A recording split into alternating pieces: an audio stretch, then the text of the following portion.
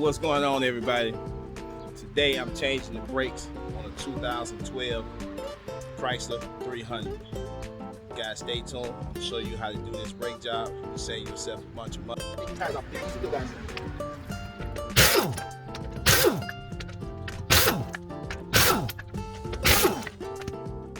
Alright guys, the very first thing you have to do in order to change these brakes, these are the front, you have to take these two bolts here. One right here and one right here at the bottom in order to get these brake caliper off. Once we get these brake caliper off, you can take the brake shoes off, but we have to get the caliper bracket off in order to take the rotor off. Alright, I'll be right back with you guys once I take these two screws here out, these two bolts out. I'll be right back with you guys to show you how to take the bracket off. Alright guys, remember I told you about this bracket caliper. Got the caliper off, and what I usually do, I usually zip tie this to the top. That way it won't be a mistake and drop and break your brake line. But right here, there's a bolt right here and a bolt right here. You have to take these two off in order to get this bracket off. I'll be right back with you guys as soon as I get it off. All right, everybody, this is your caliper bracket. Remember I told you guys have hardware on it. This is your hardware. All you gotta do is take a screwdriver, pop your hardware off like such.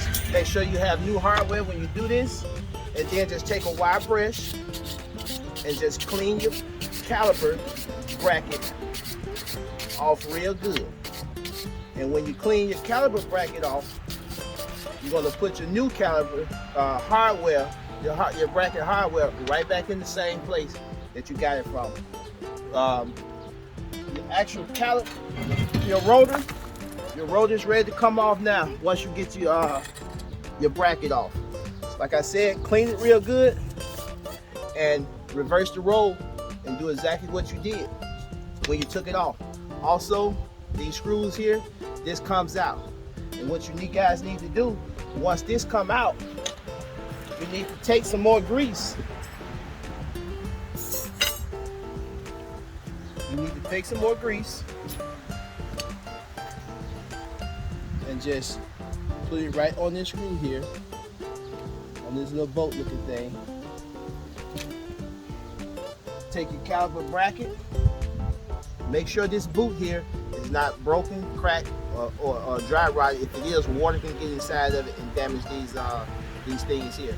But you want to take this and make sure that grease is inside of it real good. If you have to put some more on there, just want to make sure that it's real greased up. And everything, once you put your hardware back on here, anything where you got metal to metal touching, as the brake pads ride on this hardware, you want to put a little grease inside that so it can be freely moved back and forth once you press on the brake. All right, I'm gonna get everything reinstalled, and I'll be right back with you guys to show you how to put the new rotor. I got the rotor on here. Now you have to spray these rotors down with brake cleaner. If you don't spray these rotors down with brake cleaner, you're gonna mess your pads up. So they have some kind of film around these rotors that you have to spray off. So what I usually do, I just sit the rotor up here and I spray it down real good. One side, and then I flip it over and spray this side down also. So spray both sides down. Now, if you guys want to save yourself some money, don't take your vehicle to the shop to get these brakes changed. They are so easy to do. You save yourself $200-300 just in labor. So once this dries, I sit it down. Well, actually, I can leave it up here. I'm gonna sit it down till it dry. And what I like to do is take my brake cleaner and just kind of spray everything down to get anything that don't supposed to be there off. Take my wire brush and just kind of clean up in there real good.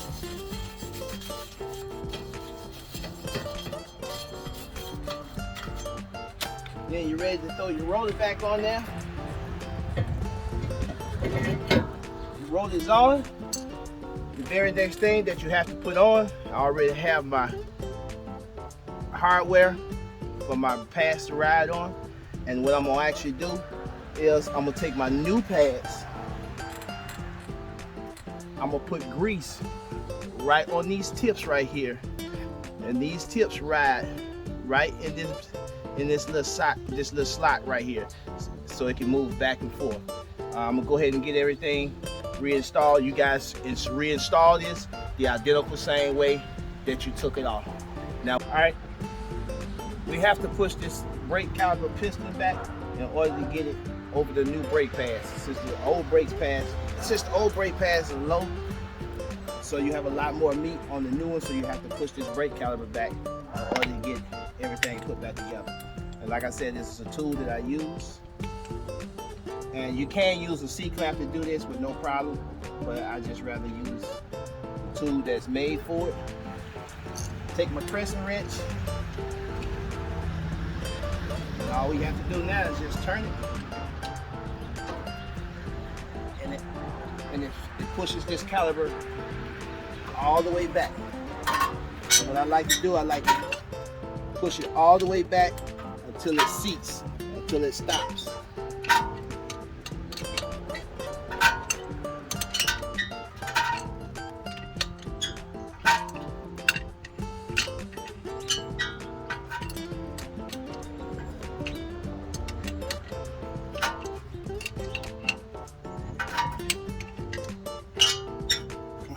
Stop right there, back off it a little bit so you can get your tool out.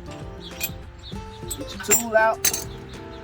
Now you just take your caliper, line everything back up, put your bolts back in, tighten everything back up, put your wheels back on, do the back. Like I said, I'm gonna come to you and show you how to do the back. I'm not gonna do the whole thing on camera because it's the same thing as the front. It's just one more step that you have to do in order to get the rotor off. I'll be back with you guys in a second. Okay guys, I'm underneath the car at the back of the, I'm in the rear wheel. Now at the back of the rotor, you see this little hole here? It's a tool. Sometimes, you can use a screwdriver to do it. It's very hard to use a screwdriver. I use the tool that's actually supposed to be, and it's this tool here. And what you do is you stick this tool in this little hole here, and it's a mechanism in there that you have to turn. And when you turn that little screw thing, it releases the emergency brake, so you can get the caliper off. That you can get the rotor off. I'm gonna go ahead and get it off, get this rotor off, and then I'll show you guys. You can easily see it once I get the rotor off. You can easily see what I'm talking about. So I'll be back with you guys.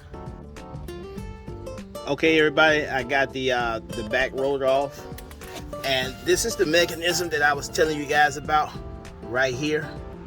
When you turn this allows this little screw here to move up and down.